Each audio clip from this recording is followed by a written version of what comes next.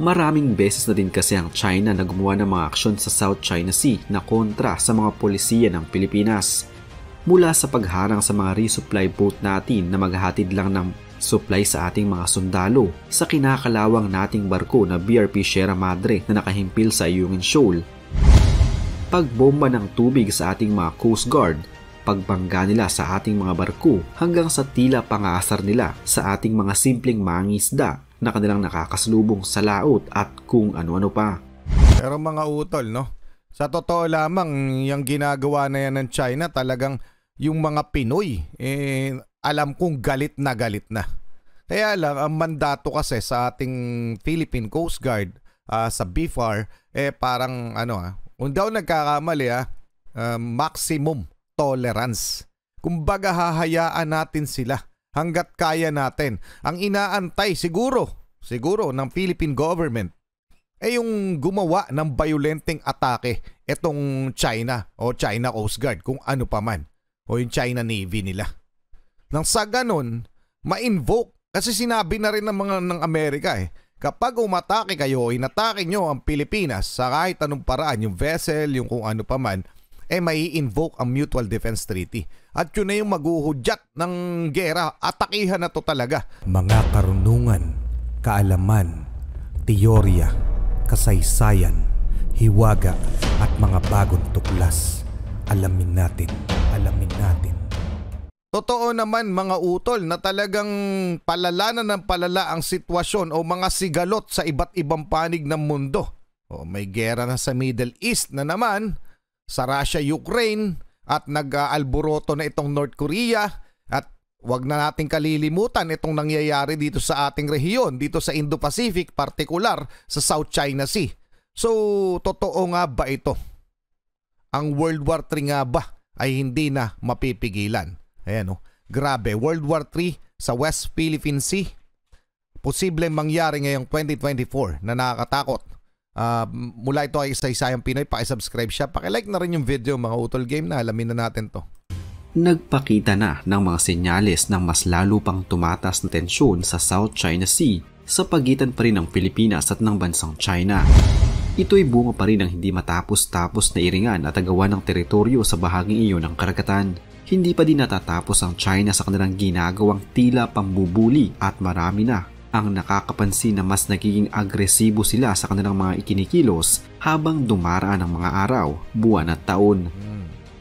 Bukod sa Pilipinas, marami ding mga bansa na nakapalibot sa South China Sea ang nagiging kalaban ng China pagdating sa agawan ng teritoryo. Kahit na mismong International Court of Arbitration na ang nagsabi na walang batayan ng 9-dash line na pinagpipilitan ng China, tila walang pakialam dito ang China at pinagpipilitan pa rin sa kung ano ang nakasaad sa kanilang pinanghahawakang mapa. Totoo yan Ang 9-dash line nila ay sumasaklaw sa halos 90% ng South China Sea at ang ilan sa mga teritoryong ito ay sakop na ng iba't ibang mga bansa na nakapalibot dito, kabilang na ang Pilipinas. Grabe, pero bukod sa Pilipinas, ilan pa sa mga bansang kalaban ng China pagdating sa South China Sea ay ang Vietnam, Malaysia, Brunei, Taiwan at Laos. Ipinagpipilitan ng China ang kanilang mapa na may 9-dash line kahit paayon sa International Tribunal ay hindi ito maaaring pagbasehan upang angkinin ng China ang kanilang nais na makuha ang 90% ng South China Sea. Subalit patuloy pa rin sa pagmamatigas ang China at handa nilang gawin ang lahat maisakatuparan lamang ang kanilang naisin. Kaya naman dahil dito, marami ang nagsasabi na ang 9-dash line ng China ay maaaring maging mitya ng kinatatakutan ng lahat, ang World War III. Totoo yan. Na kung saan magiging battleground ang South China Sea ng away sa pagitan ng China at mga bansang hindi nito kasundo.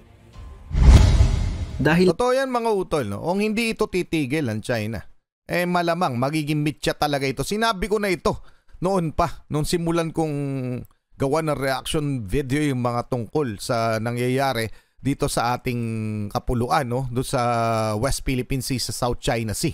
Sa ginagawang yan ng China, hindi imposible dahil inaantay na lamang na sila'y magkamali o umatake talaga. So pwedeng sila talaga ang maging mitya o ito'y maging mitya ng digmaang pandaigdig na siyang nakakatakot naman. Okay? ng China at mga bansang hindi nito kasundo.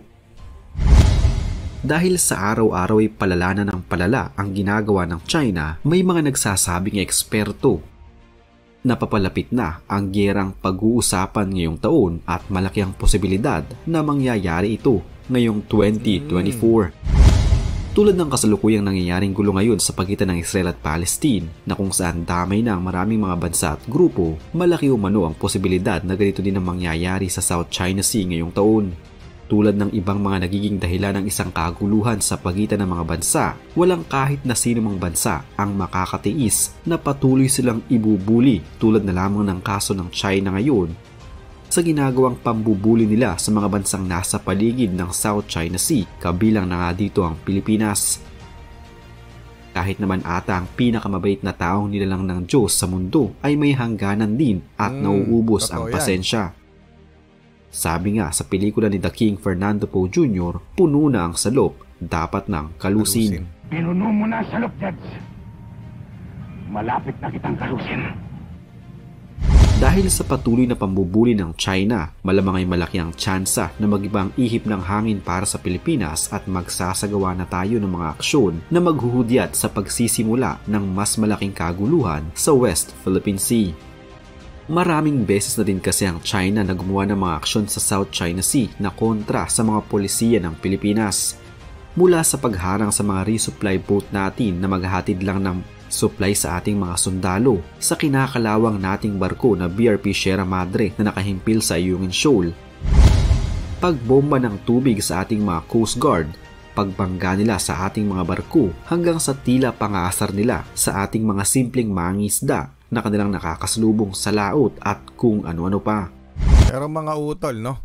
Sa totoo lamang, yung ginagawa na yan ng China, talagang yung mga Pinoy, alam kong galit na galit na.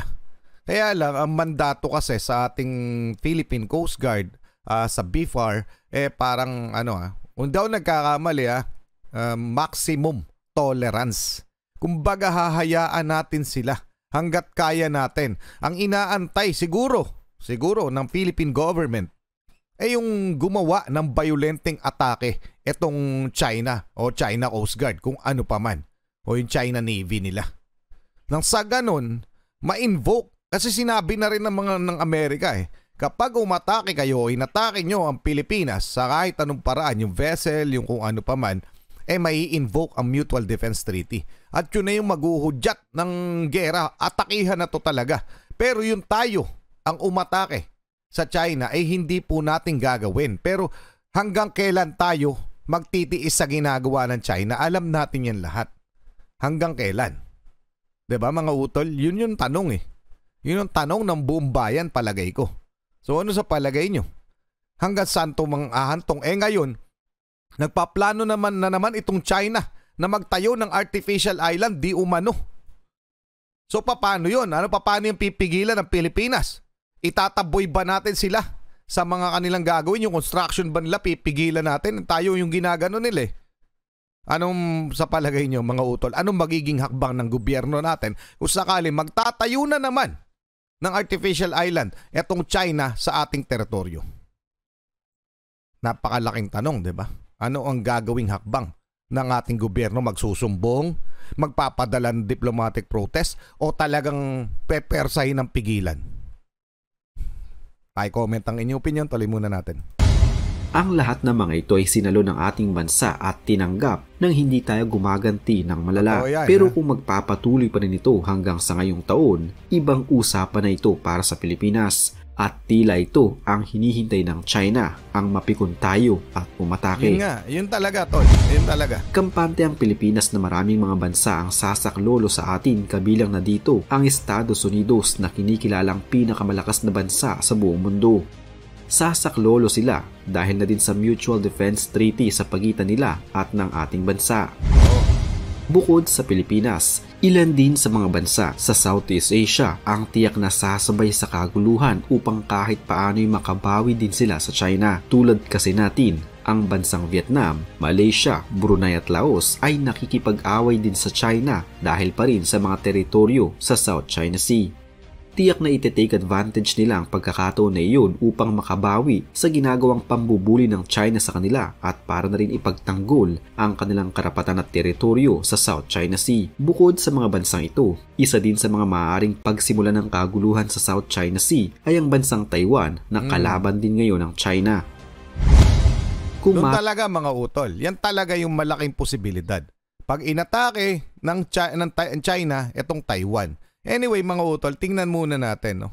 What World War III would be like, sabi dito sa Esquire, no? Eto mga utol, teka lang. Parang ang dami na pala na itong ano. Sabi dito. Eto, naalala ko to. Grabe. Puro ang dami. In 1947, Albert Einstein, ito yung title para makita nyo. What would World War III be like? Okay? In 1947, Albert Einstein gave a chilling forecast of what the next world wars would be like. Sabi ni Einstein, I know not with what weapons World War III will be fought, but World War IV will be fought with sticks and stones. Logical tong sinabi niya, no? Kasi yung World War III nuclear war to. So ubos, magre-reset, mauubos, yung parang babalik tayo sa Stone Age, no? So magiging World War, wala na mga kagamitan, pandigma. So mag-aaway na lang with sticks and stones. Ganon ka-devastated ang mangyayari sa World War III. Kaya yan ay, Einstein's statement was more of a prediction on what the apocalyptic nature of World War III would be like, and his forecast that it would send humanity back to Stone Age, hence sticks and stones. Okay? So malinaw na malinaw yan mga utol. Ganon kawalangya yung mangyayari kapag nangyari ang World War III, kaya iniiwasan itong mangyari, pero parang ang inevitable. Sabi nga ng mga war expert, aatakihin na ng China sa 2027 ang Taiwan, at may mga theoretically may mga dahilan sila para sabihin yung mga bagay na yun. 'Di ba? Sabi naman ng British government, in the next 5 to 10 years, magsisimula na ang World War III. So nakakatakot yung mga prediction nila. Siyempre with enough data yon mga utol. Hindi yun basta sinabi lamang. At mga war expert itong mga nagsasabi. San daw? If the First and Second World Wars were fought in land, sea, and air, the third one will be fought in land, sea, air, space, and cyberspace. So saan ba daw magsisimula? So maraming nagsabi dito, nakalagay dito na parang isa sa magsisimula, posibleng pagsimulan, etong South China Sea. Okay? Dahil nga raw dito sa tensyon sa Taiwan. Okay? Mga utol, mamaya may titingnan pa tayong isang article tungkol dito sa World War III. Tuloy muna natin. Anong masasabi nyo dyan? Matatandaan, sa kakatapos lamang na presidential election sa bansang Taiwan na kung saan hindi kinatuwa ng China ang naging resulta ng botohan. Si Lai kasi ay nakikita ng Beijing bilang isang malaking tinik sa kanilang daraanan. Totoo. Siya ay naging miyembro ng parliament ng mahigit na sa dekada. Nanalo siya sa 1996 Legislative Yuan election at naging representative ng Tainan City sa loob ng 7 taon. Taong 2020, siya ay nahalal na vice-presidente ng Taiwan at ngayong taon ay naging pangulo na nito at magsisimulang hawakan ng opisina sa darating na 20 ng Mayo ngayong taon. Sa kanyang mga plataporma, itutuloy niya ang mga nasimulan at hindi natapos ng nagdaang administrasyon, kaya naman dahil dito ay hindi ito ikinatutuwa ng Beijing. Ang ruling party kasi ng Taiwan ay nais ng pro-independence na nangangahulugan ng kalayaan ng Taiwan mula sa bansang China. Ang pagkakahalal kay Lai Ching-te ay isa naman sa magiging balakid para sa China na ituloy ang kanilang plano. Gusto niyang makalaya ang Taiwan sa China. Malapit siya sa bansang Estados Unidos at kontra din siya sa nais ng China na sakupin ang Taiwan. Ilan lamang yan sa mga dahilan kung kaya malaking tinik siya sa daraanan ng China. Dahil dito, tila muli na namang nagpasaring ang China sa pamamagitan ng paglulunsad noong isang araw lamang ng isang live-fire naval drill na kung saan ipinakita nila ang bago at mas pinagandang 611 boat na siya ring ginamit nila noong makasagupa nila ang Taiwan taong 1965 at ayon sa China ay nanalo sila noong panahong iyon. Sa madaling salita, ang drill na ito ay isang malinaw na pagbabanta at mensahe para sa Taiwan. Malaki talaga. Teka lang mga utol ha. Iisipin nyo na lang no. Parang pwede to pero hindi ko po kabisado ang political involvement nila kung paano yung Taiwan. Ang alam ko lamang, ang Taiwan ay isang pinakamalaking supplier ng industriya ng microchip. Okay? So yung, alam nyo na yun, sa AI, sa computer, okay? So sila po yung nagsusupply nyon. Sila yung manufacturer nun. Anyway, ang Taiwan talaga goes hand in hand with China. So one China policy, kukunin nila yung talagang dati na nilang sakop, dati na nilang sasakupan. So ang Taiwan ay although independent practically no, pero sila dapat ay governed ng China mga utol. Parang wala silang pang nag-iba sa Hong Kong at sa Macau. Parang ganun ang gustong gawin ng China sa Taiwan. Ang gusto naman itong Taiwan ay total independence, maging sariling bansa. So pero pwede itong mangyari, palagay ko, na para tumigil itong China, hahayaan na ng buong mundo na sige, mag-usap kayo ng Taiwan, maging okay kayo, at pero pabayaan mo na yung South China Sea, wag mong pakialaman kung hindi naman iyo. Kasi in Taiwan, may karapatan talaga sila na gawin yan. Okay? Kasi may history sila with China. Pero dito, yung mga teritoryong inaangkin nila, sa West Philippines na lang, yung sa atin na lang, may karapatan ba sila? Wala silang karapatan. Yun lang yun, mga utol. Yun lang yung pinupunto. Pwede yun, yung sa Taiwan, igiit nila. Pero yung igiit nila, yung teritoryo natin, hindi pwede yun. Diba? Okay? So, anong masasabi nyo dyan, mga utol? Paki-comment na lang, tuloy na natin. Talagang tsansa na magkaroon ng World War III ngayong taon na maaaring sumabay sa giyera sa pagitan ng Israel at ng Palestine at sa pagitan naman ng Ukraine at ng Russia. Subalit kung mangyayari man ito sa South China Sea, dapat ay noon pa lang nangyari na ito. Hindi na sana umabot sa taong 2024 ay baka kulay pula na ang tubig sa South China Sea. Pero hindi ito nangyayari dahil na din sa hindi ito kagustuhan ng China at ng ibang mga bansang nakapalibot sa South China Sea. Kung mangyari man kasi ito, tiyak na maraming mga bansang madadamay at yun ang iniiwasan ng marami sa atin. Wala kahit na sino sa atin ang nakakaalam kung kailan talagang mangyayari ang ikatlong digmaang pangdaigdig o World War III. Pero siguradong marami sa atin ang humihiling na wag sana itong mangyari. Mga utol, sa totoo lamang, palagay ko, feeling ko. Ito hindi po, wala po kayong mababasa na ganito, pero feeling ko yung teorya ko lamang ito, itong World War, kung sakali mangyayari, alam na to ng mga world leaders, ng malalaking tao, yung matataas sa tao, sa lipunan.